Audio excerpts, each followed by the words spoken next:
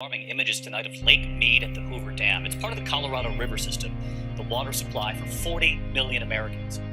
More human remains have been found at Lake Mead as the waters of the drought-stricken reservoir recede even further.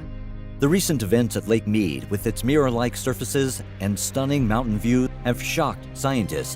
In 1964, Lake Mead was designated as the first national recreation area to include fishing, water sports, swimming, and more.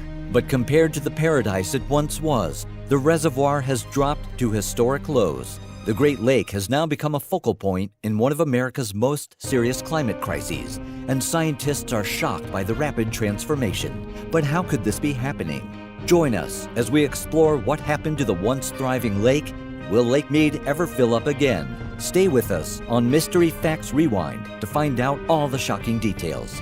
The Hoover Dam on the Colorado River created Lake Mead, the biggest reservoir in the United States. The lake, which crosses the Nevada-Arizona border and has a surface area of 247.1 square miles, supplies water to 25 million people in the states of Arizona, California, Nevada, New Mexico, and Utah. But in the past 2 decades, Lake Mead has lost a significant amount of its water due to prolonged drought conditions and over-extraction of water from the Colorado River. The lake's water level has dropped more than 120 feet, exposing vast areas of shoreline, leaving boats and marinas high and dry.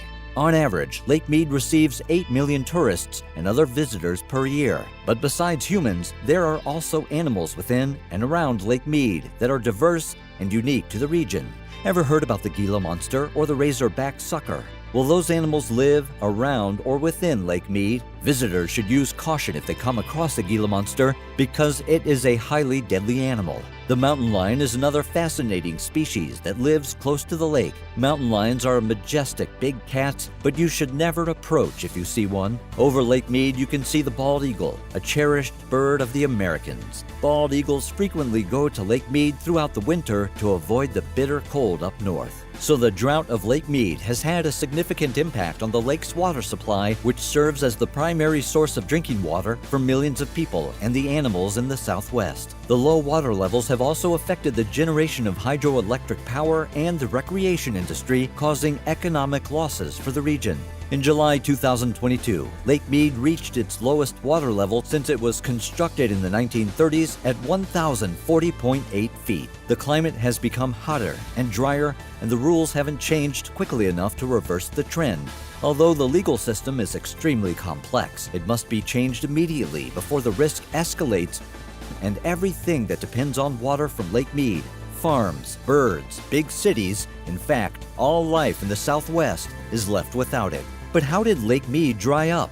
Lake Mead has been experiencing low water levels due to a combination of factors such as drought, increased water demand, and reduced river flow. Climate change, which has caused prolonged periods of drought in the southwest United States, has also contributed to the decrease in the lake's water level. The lake's water level is directly tied to the flow of the Colorado River and the amount of water that is stored in the lake. Over-allocation of water resources and increased demand for water in the surrounding areas.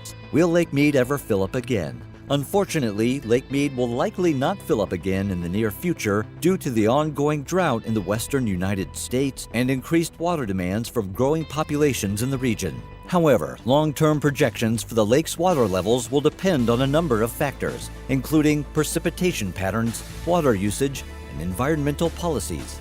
The states and the federal government are simultaneously starting a process to develop regulations for the next 20 years of Colorado River management that can help mitigate some of these problems, because many of the current policies that govern Colorado River allocations, including the DCP or Drought Contingency Plan and other shortage sharing guidelines, expire in 2026. This condition is particularly challenging to manage for both short-term emergencies and long-term sustainability.